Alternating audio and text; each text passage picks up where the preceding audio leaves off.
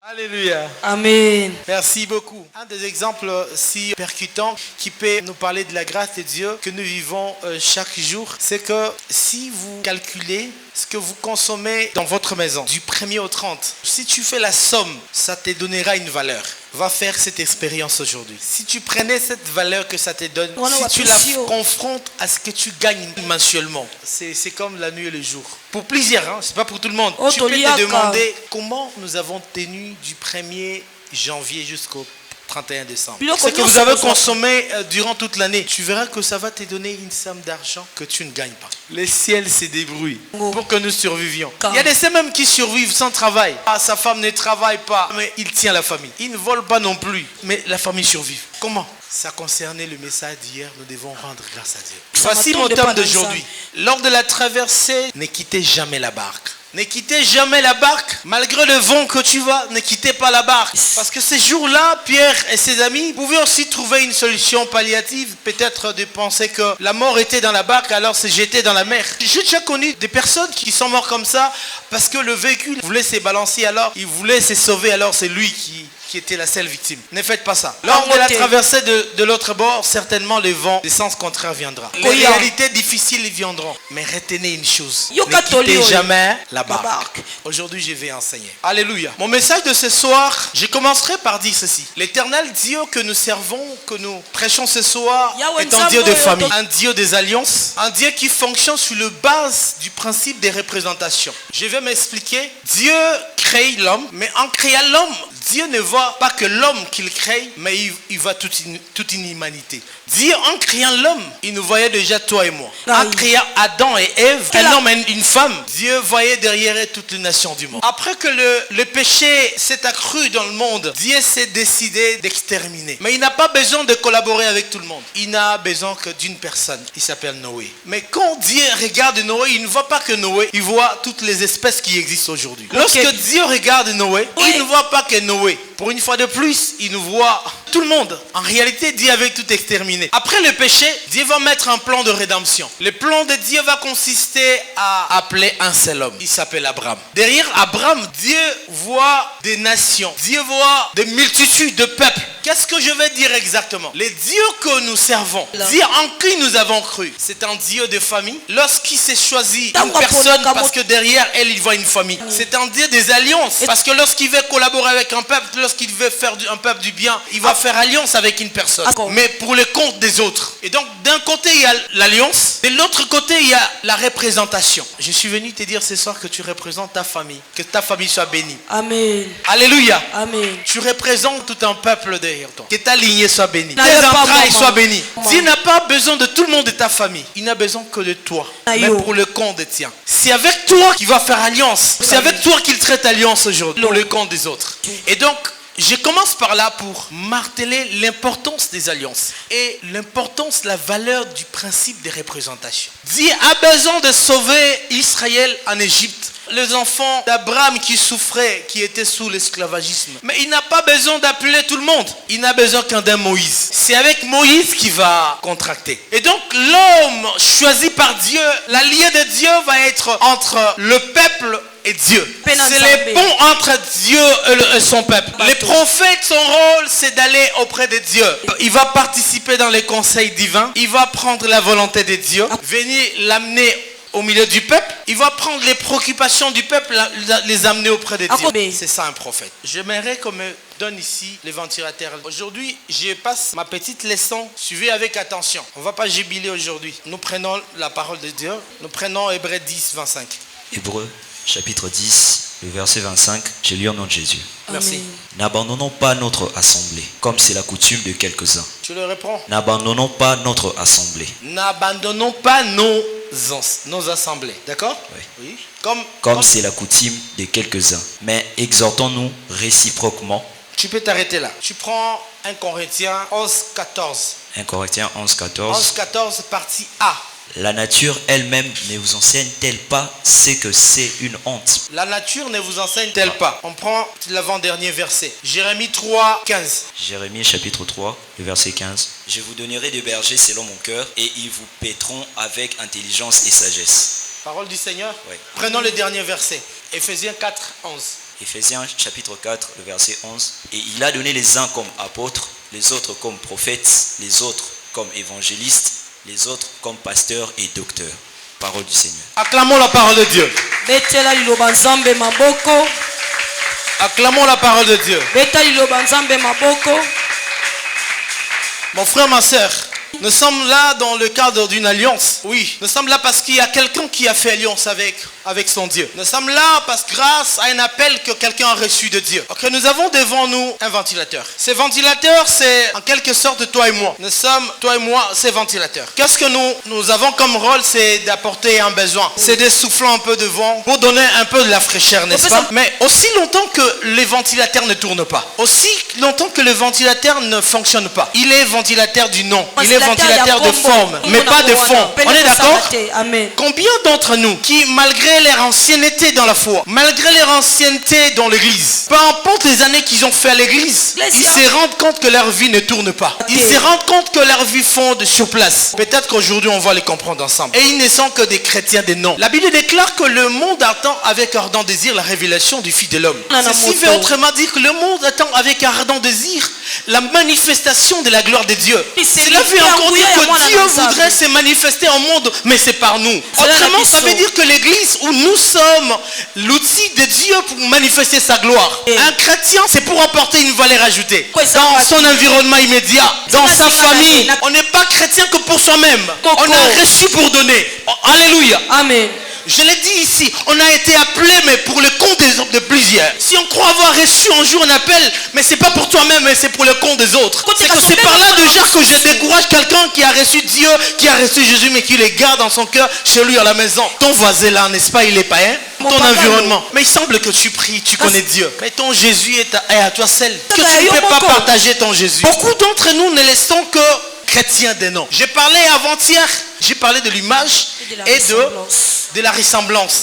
Je disais que nous étions des représentants de Dieu sur la terre, n'est-ce pas? Dans nos milieux professionnels, familiaux, nous sommes des représentants de Dieu. Mais un représentant qui ne fait rien ne sert à rien en fait. Un représentant devait agir, devait opérer. Nous devons incarner cette dimension à la fois statique de représenter, mais aussi dynamique d'opérer. Ces ventilateurs, s'ils ne travaillent pas, il est inutile. Excusez-moi pour dire que pour ne léser personne, mais pour ne choquer personne, pour dire qu'il y a des personnes, il y a des chrétiens inutiles. Alléluia. Il y a des soi-disant chrétiens qui sont vraiment inutiles. C'est pas moi qui l'ai dit, mais que Dieu trouve inutile. Vous vous souvenez le jour que Dieu s'est repenti d'avoir créé l'homme? Ne soit pas celui ou ces chrétiens pour lesquels Dieu va regretter. Bref, ces ventilateurs et toi et moi. Alléluia. Il y a une prise ici. Qui peut voir la prise ici? Est-ce qu'on peut voir? Cette prise que nous voyons abrite une énergie que nous ne pouvons pas voir. En réalité, cette prise qui est physique abrite un pouvoir, une énergie qui n'est pas physique, mais que toi et moi nous savons que ça y est, ça s'appelle le courant électrique. En fait, le courant électrique représente Dieu. Dieu dans sa divinité n'a aucun contact avec nous qui sommes physiques. C'est comme ça que Dieu a dit à Moïse, le jour que Moïse voulait le voir, Dieu a dit à Moïse que personne ne peut me voir et vivre. Dieu est invisible, mais il fait partie du monde des esprits. Mais nous sommes des êtres humains physiques. En réalité, entre nous et le monde des esprits, il n'y a pas de contact. Mais pour que Dieu vienne opérer du milieu des hommes, il a besoin d'un corps. Pour une fois, il a porté un corps qu'on appelait du nom de Jésus. Dieu a porté un corps, s'est servi d'un corps qui est né d'une femme, comme moi et toi, qui s'appelait Jésus. En réalité, en Jésus était incarné une énergie qui n'est pas en réalité une énergie. Ça serait, si je le disais comme ça serait une insulte. Dieu n'est pas une énergie, mais il est plus qu'une énergie. Une façon de dire que en Jésus était incarné ce qui était invisible. En Jésus était incarné un Christ qui était invisible. C'est exactement ce qui est de la prise. La prise représente Dieu, bien que quoique Dieu est invisible. Mais pour quel objectif Dieu a pris le corps? Un corps, je l'ai dit, c'est pour jouer un rôle, pour interagir avec les mondes des hommes, pour sauver l'homme qui a tant aimé. Est-ce que je peux avancer? Amen. J'apprécie ces calmes-là. Aujourd'hui, on ne va pas jubiler, mais vous allez tirer une très bonne leçon. Donc, j'ai dit que ça représente Dieu, n'est-ce pas? Et nous avons ici, à côté, nous avons une rallonge. Une rallonge avec plusieurs multiprises. Ça représente l'église. Le corps ici, la rallonge représente l'église. Mais à qui Dieu a doté de dons qui sont des multiprises? Dieu a donné à la rallonge Vous voyez la rallonge? Dieu a doté des rallonges. Nous l'avons dit qu'il a donné. Et Jérémie, c'était Jérémie combien? Lis encore mon frère. Jérémie 3,15. Je vous donnerai des bergers. Je vous donnerai des bergers. Selon mon cœur. C'est-à-dire des bergers, ce sont des donations. Papa Emery est un don. Qui le croit? Est un don pour cette église. L'ange de cette église est un don pour cette église. On se comprend? Papa Kiziamina est un don donné à l'église. Ça, c'est l'église. Des multiprises ce sont des hommes de Dieu, des serviteurs de Dieu que Dieu a donné à l'église. L'église vient se brancher à Dieu. Dieu est là dans sa position d'autorité. Lorsque nous venons ici, c'est nous qui venons chercher Dieu, n'est-ce pas? Nous avons besoin de Dieu. Dieu est là. Dans sa position d'autorité, nous venons le chercher. Mais entre l'église, qui est la rallonge, qui est, pardon, ses corps, d'accord, que je touche, et de multiprises qui sont là, qui est connecté à Dieu, d'après vous? Qui est connecté à la prise? Qui est connecté? La rallonge. Je ne pense pas. Qui est connecté ici? L'église. Si il y a un électricien ici, il comprend bien ce que je dis. Vous voyez ça c'est un corps. Vous voyez? Qu'est-ce qui est connecté au courant électrique là? Les prises. Ce sont des prises. Ce sont des prises qui sont connectées. Lorsque Dieu appelle une personne, il contracte une alliance avec une personne pour le compte des autres. C'est la personne avec laquelle il fait alliance, il va traiter alliance. Et donc, ces cordons que vous voyez représentent l'alliance entre Dieu et l'homme de Dieu. L'alliance entre Dieu et l'ange de cette église. Est-ce qu'on se comprend? Amen. Est-ce que tu peux avancer? Amen. Ça, c'est l'alliance. En fait, nous, l'église, nous sommes connectés à Dieu, nous sommes branchés à Dieu via l'alliance de son serviteur. Ça veut exactement dire quoi? Il y a des choses que tu vas recevoir de Dieu, pas forcément parce que tu les as demandées, parce que tu as gêné, tu as prié. Peu importe le niveau de ta spiritualité, il y a certains seuils, de certaines choses que tu vas recevoir dans ta vie, tout simplement parce que ton Père spirituel les a voulu pour toi. Entre l'homme de Dieu et le peuple de Dieu, la grande différence c'est quoi? C'est la question de la sensibilité. En fait, tu as eu déjà des situations pour lesquelles tu as prié, mais tu n'as rien constaté. Aussitôt que tu as partagé la question avec l'homme de Dieu, il a prié pour toi, tu as eu la solution. Tu sais la différence c'est quoi? Tous vous avez prié. Mais la différence c'est que le degré de la sensibilité de sa prière est différent de la tienne. Dieu c'est quelqu'un qui respecte les alliances. Lorsque son serviteur prie par rapport à l'alliance qu'il a traitée avec lui, sa prière va sonner différemment. Sa prière va sonner différemment relativement à toi pour lequel il a été appelé. Ça n'exclut pas que tu pries aussi. Attention, il ne faut pas mal. Moi, je n'encourage pas le paresseux dans la foi. Moi, tu peux aussi prier. Un jour, aux téléphone, répondeur. Tu fais quoi? Tu fais comment? Ça t'attaque à 0h à minuit, à 2h du matin. Le pasteur, il n'est pas à Moutou. Bosé belé. Si tout le monde doit l'appeler. Vous voyez un peu? Il y a de certaines choses que tu ne peux avoir dans la vie que parce que ton pasteur en a demandé pour toi. Je peux avancer, mais il existe plusieurs multiprises ici. Toutes ces prises sont bonnes. Chacune des prises a sa particularité. Cette rallonge, par exemple, n'est pas professionnelle, mais si vous trouvez d'autres rallonges, on peut vous mettre des valeurs à côté. Pour dire, voilà, ici vous pouvez brancher par exemple un congélateur. Ça veut dire que Dieu te connaît plus que quiconque qui est là. Te connaissant, il a organisé une rencontre avec son serviteur. Connaissant ton besoin à toi, il a orienté tes pas jusqu'ici. Tous les événements, tous les facteurs qui se sont mis ensemble pour que tu viennes là, tu pries ici aujourd'hui, constituent ce que je peux appeler appel de Dieu. C'est Dieu qui a organisé cette rencontre. Ça n'a rien à voir avec la distance. Tu peux être de l'encelé. La prise où tu as été branché, Dieu t'a branché, c'est ici. Tu vas traverser des églises et des églises. Alléluia. Amen. C'est parce que la mission qui est la tienne, les combats qui sont les tiens, la situation ou les différentes situations de ta vie ne correspondent qu'à cette prise ici. Dieu qui t'a placé là connaît le pourquoi. C'est ici qu'il a logé toutes les capacités. Il a logé dans cet homme toutes les capacités pour être une solution, pour t'accompagner. Ça ne veut pas autant dire que parce que Dieu t'a recommandé, t'a mis ici et que l'autre prise là n'est pas bonne. Tous sont des serviteurs de Dieu. Mais attention, si tu t'es laissé conduire par des sentiments, tu peux tomber entre les mains de quelqu'un où Dieu ne t'a pas recommandé. Quelqu'un qui ne correspond pas à celui que tu es. Ni à la situation qui est celle de ta vie. Alléluia. Amen. Mais également faites attention. Tu peux aussi par mégarde, par distraction, être branché à une prise qui s'est déjà déconnectée de Dieu, dont l'alliance n'existe plus. Tu peux aussi te brancher à une prise dont l'alliance n'existe plus. Entre lui et Dieu, en réalité, il n'existe plus rien. On peut démarrer ces ventilateurs. Des branches. Qu'est-ce que vous constatez? Il a débranché. Mais les ventilateurs Tourne encore. tournent encore. Les ventilateurs tournent encore. Pour combien de temps? On ne sait pas. Tu peux te brancher à une telle personne dont l'alliance entre lui et Dieu n'existe plus. Mais il n'a que deux choses. La première, le séquelles, les mouvements. Le fait cliquer, tu te rappelles. C'est-à-dire que lorsqu'il y a un phénomène, après que ça soit parti, le phénomène soit parti, il y a un mouvement du phénomène qui reste. Tu peux voir si c'est un tel homme opérer aussi un miracle au nom de Jésus.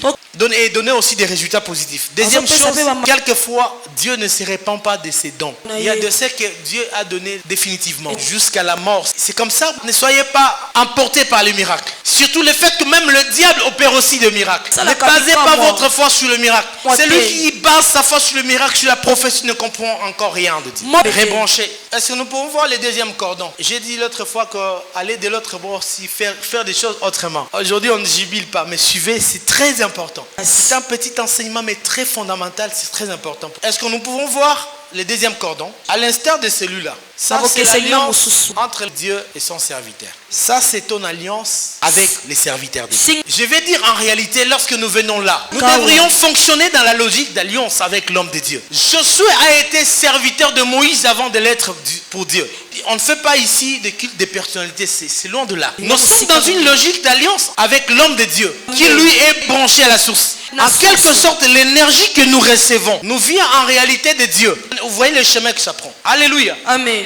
Et donc, nous avons ici des rallonges qui peuvent représenter aussi des lignées, plusieurs lignées d'alliance, plusieurs types d'alliances. Tout dépendra de la personne que tu es, de la mission que Dieu t'a dotée, de la raison d'être pour laquelle tu existes. Tout dépendra de tous ces facteurs. Mais lorsque nous sommes conduits par nous-mêmes, alors nous ferions comme ceux qui couriraient derrière le vent. Ou encore ceux qui sortiraient de la barque parce que la mort est en dehors de la barque. Lorsque le diable vient nous attaquer, les ventilateurs tournent. Regardez, les ventilateurs tournent. Est-ce que vous ne trouvez pas que c'est un danger de mettre la main là pour l'arrêter? Est-ce que j'ai la facilité d'arrêter les ventilateurs là? Le diable sait que tu es Dieu. S'il vient directement, il ne saura pas t'avoir. Quelle est la stratégie du diable? La stratégie du diable, c'est de faire ça. C'est de te débrancher. De te débrancher de ta prise. La stratégie du diable, c'est de te déconnecter de la vie de l'église. La stratégie du diable, c'est de te débrancher de la personne de ta destinée, du compagnon de ta destinée, de l'homme qui a traité alliance avec lui. La stratégie du diable, c'est de te débrancher de ton adresse.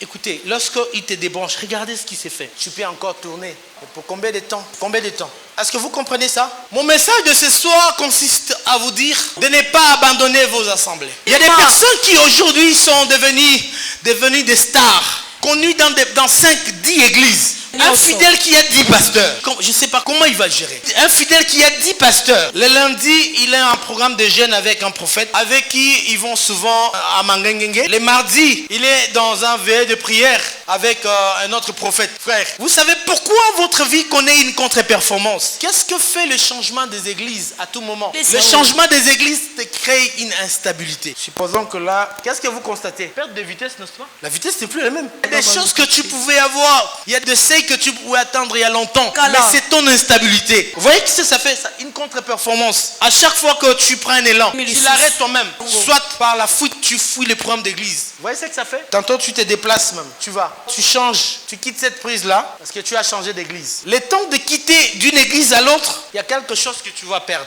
Tant que tu te reconnectes, tu reprends l'élan. Tu peux reprendre l'élan. Mais demain, tu te débranches, tu vas ailleurs. D'après vous, qui est le perdant? Qui est le perdant? C'est pas une question d'onction. Toutes les prises sont bonnes. Tous sont des appelés. Chacun a sa particularité. Chacun a un appel.